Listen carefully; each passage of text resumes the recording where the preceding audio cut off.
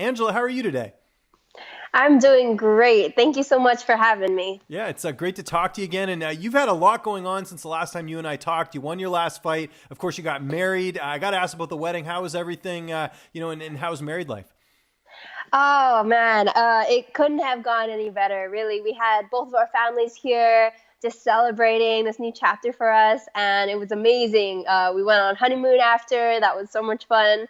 But now it's time to get back to work. So we're really excited to do that.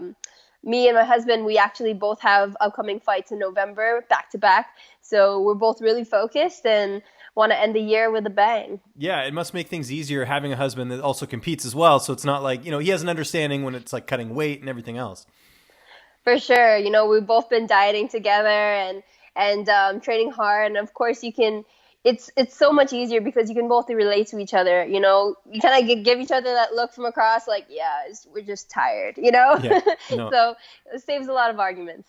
Good stuff. I know the other thing I just want to talk about quickly, I know you had that car accident earlier this year. How tough was that to come back from mentally and just everything else going through, what was really unexpected for you?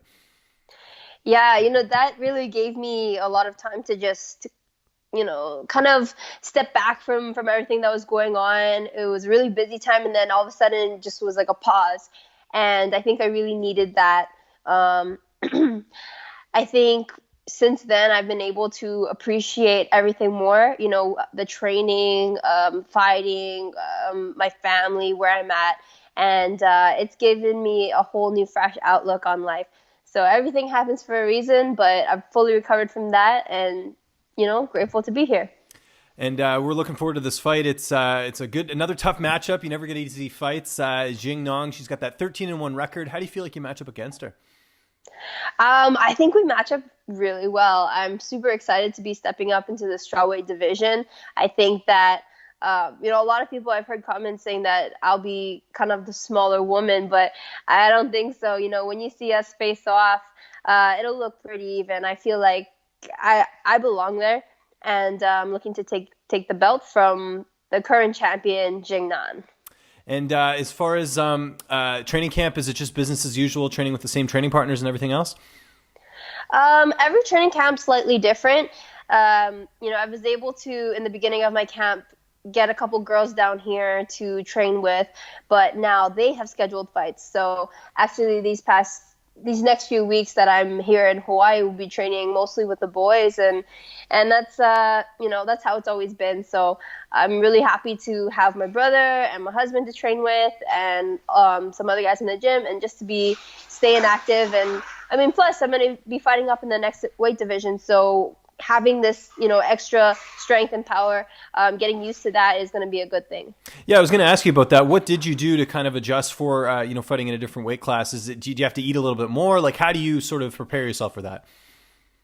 Right. For me, actually, it's been so nice because usually every part of the camp that I struggle with the most is the weight descent. And this time I didn't have to worry about that.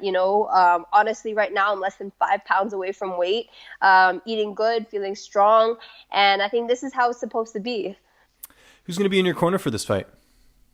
In my corner will be my dad, my brother, and my husband. Nice. Yeah. Keep it the same if it's working. Why change it up? How do you see this fight playing out? Obviously, again, a tough opponent here. How do you sort of see it unfolding?